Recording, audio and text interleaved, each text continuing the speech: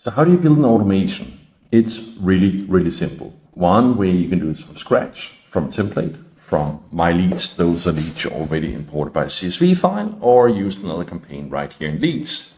From a search URL from LinkedIn, I'll give you an example right here, just to give you how simple it is.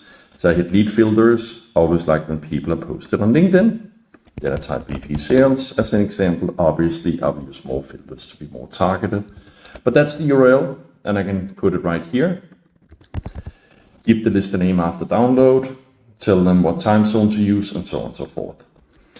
I can also take from a LinkedIn post the commenters, the likes. I'm going to go to LinkedIn, and if I want to use that as a starting point, well, then I'm going to take a post.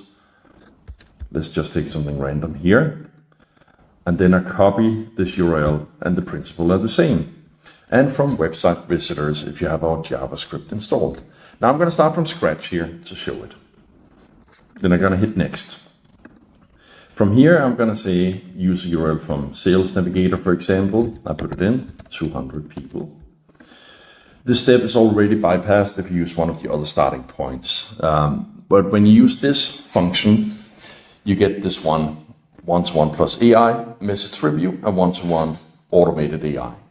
The reason why with Sales Navigator we love this so much is it's going to make a crawl of the entire profile, the latest post and everything. And in the connection request, we can use the AI variables. So for example, if somebody just recently posted something on LinkedIn, we can use that as a connection request. That creates a much stronger connection request. And if they didn't post, don't worry, there's a fallback where we're taking some information about them and making an AI connection request that is super tailored to them. Then I'm going to hit save. And then from here, I can either go full screen, dark mode, however I like it. And then I can add more functions like a message. And I can again use AI for one as an icebreaker. Otherwise than that, it's very, very simply first name. And then I put in what I want to write. If I want to embed an image or a PDF, I'm going to take the public URL and then we'll embed into the message on LinkedIn. Then I'm going to hit save message. Want to make it a little bit easier to see. I can move things around and then I can go down to the next step. I can also change, I will show you that in a second. I can withdraw a request here if they have accepted to keep a healthy balance. But I can also, after the LinkedIn message, I just deleted too much here. I can change the time. So I can put it days, hours, minutes, but I always recommend to have a little bit time between every touch point. Now, I can also add like auto visit or send an email. Send an email is also using AI, so you can use an icebreaker that secures your land in the mailbox every single time. So I give my template here a name, so I can find it later and save it. I give it a subject line. Keep in mind these variables like name, first name, company name, they do work in the subject line. So if I want to use that, I can go up here and just copy paste it in. That's demand and company name, for example. And then I'm going to hit first name. And then basically I start building my email. I can also put in AI templates again, use the job title to write the first email, the icebreaker, which comes out something like this, and I hit save. So when they see it in the mailbox, there are personalization to it. And then you can put in your very small call to action information while you're reaching out.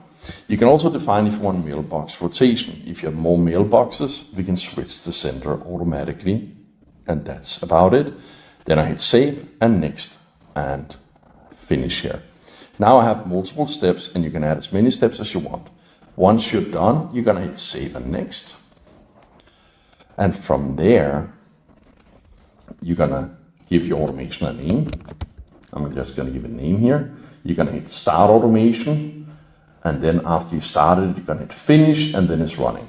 If I go in settings, well, I can change the time zone and everything. If I'm using HubSpot, I can say sync automatically when they reply to HubSpot or Pipedrive. And then I hit finish after I started it. Now, if I did take one-to-one semi-automated AI in the start, you will see everybody right here on this page. It takes a little bit to load up because we have to load all the profiles and all the messages. But I give you an example here. If you did use the semi-automated AI, you will have to go here after about an hour after you started, and you will see the messaging here. If there are more messages, there'll be a drop down where you can see more. Other than that, you can then change it and simply just hit send. You see it update in real time, asking AI to change it. Once you hit send, the campaign starts for that person. If you did not use semi-automated AI, you don't have to do anything. Everything is automated from this point. That's how easy it is to set up an automation.